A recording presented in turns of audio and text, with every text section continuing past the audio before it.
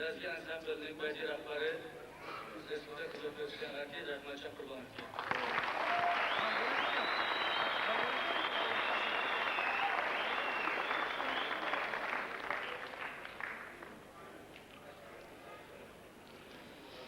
Assalomu alaykum, hurmatli yurtdoshlar. Assalomu alaykum, hurmatli ustozlar. Xudoga shukr, mana uzoqdan eshitib yuribmiz. Juda kayfiyatimiz baland. Xudoga shukr, behisob shukr. Avvalo mana hurmatli ustozlar, Bekajon opam, Zoya opamlarni yubileylar bo'ldi. Men qatnasha olmadim shaxsan o'zim. Shu uchun fursatdan foydalanib avvalo bu kishilarni tabriklamoqchiman.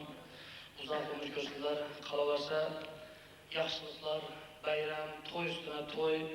Mana hurmatli ustozimiz Ro'zmat akamni bugun yosh kunlari, yubileylari, to'ylari ekan. Albatta bu narsalar o'z-o'zidan bo'lmaydi.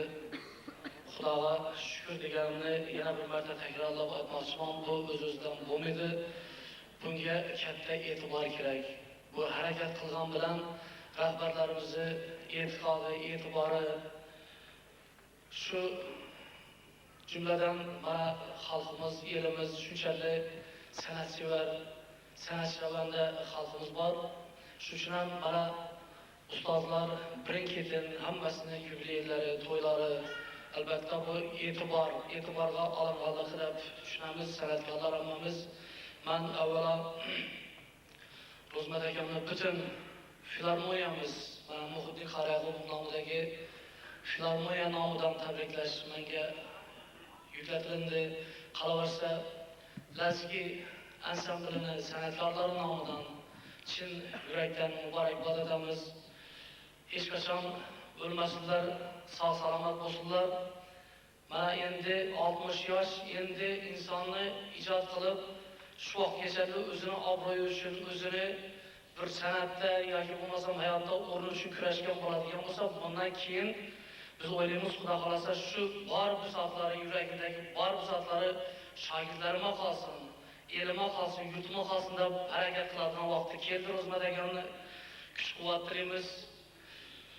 Go'ro'g'lining yoshini bersin, go'ro'g'lining yoshi bo'lsa yana 60 yosh qo'shilgan bo'ladi. Shu yoshdan shu davrani to'ldirib birgalikda shunday yubiley to'ylarni o'tkazib o'tiradi.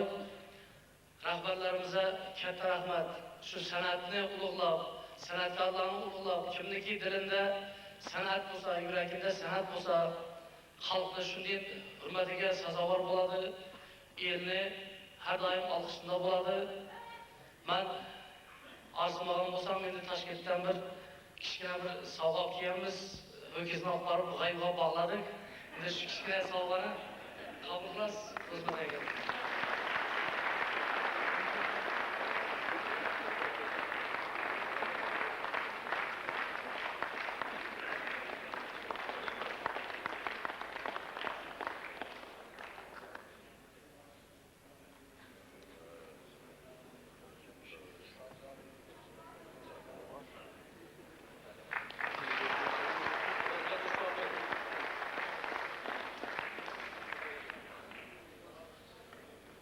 Endi men qo'ldan kelgan bir dona ashulani shunda ijro qilib bermoqchiman. Bashullar Ro'zmat akamni eng yaxshi ko'rgan ashulalardan birisi nega boshqalar shu ashulani zaxas qilib beradilar. Endi shu zaxas qilmoqlardan oldin shu ashulani aytib beradi. Samarqand ushlasi.